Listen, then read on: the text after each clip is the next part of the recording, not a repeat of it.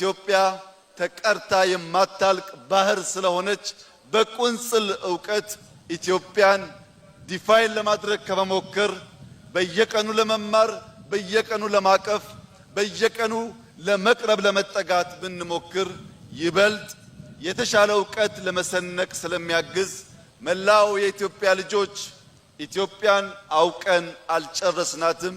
ብዙ አስደናቂ ዕውቀቶች፣ ጥበቦችና ተዝቀው የማያልቁ ሀብቶች ያላት ሀገር ስለሆነች ልባችንን ወደ ሰላምና ወደ ፍቅር በመመለስ ኢትዮጵያን ለማወቅና ለማበልጸግ በጋራ እንድንሰራ በታላቅ ትህትና ጥሪዬን ማቅረብ እፈልጋለሁ።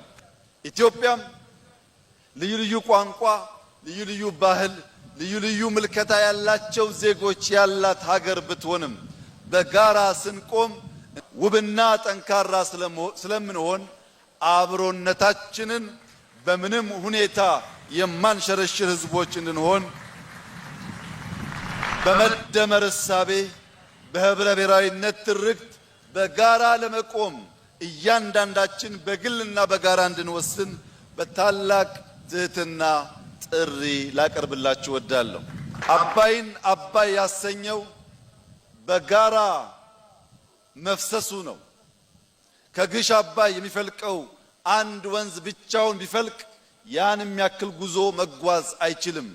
ኢዴሳን ጨምሮ ዳቡስን ጨምሮ በርካታ ጅረቶች ጨምሮ ተደምሮ ሲጓዝ ግን አፈር፣ ድንጋይ፣ ተራራ፣ ዛፍ ሳያቆመው ሁሉን እየገነደሰ ሁሉን እያሸነፈ እስካሻው ድረስ መጓዝ ይችላል። ያ ቦይ ህብረ ብሔራዊ ትርክት ይባላል።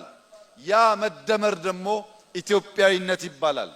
እንደ አባይ ከተደመር በህብረ ብሔራዊነት አብረን በአንድ ቦይ መጓዝ ከመረጥን ሰላምን ካስቀደምን ኢትዮጵያ በዓለም መድረክ ታላቅ ሀገር ሆና ብልጽግናን ለልጆቿ ማሸጋገር እንድትችል እያንዳንዱ ዜጋ አላፊ መሆኑን ተገንዝቦ የማያልፍ ታሪክ፣ የማያልፍ አሻራ፣ የማያልፍ የተግባር ስራ ሰርቶ ማለፍ እንዲችል በድጋሚ ጥሬን ማስተላለፍ እፈልጋለሁ።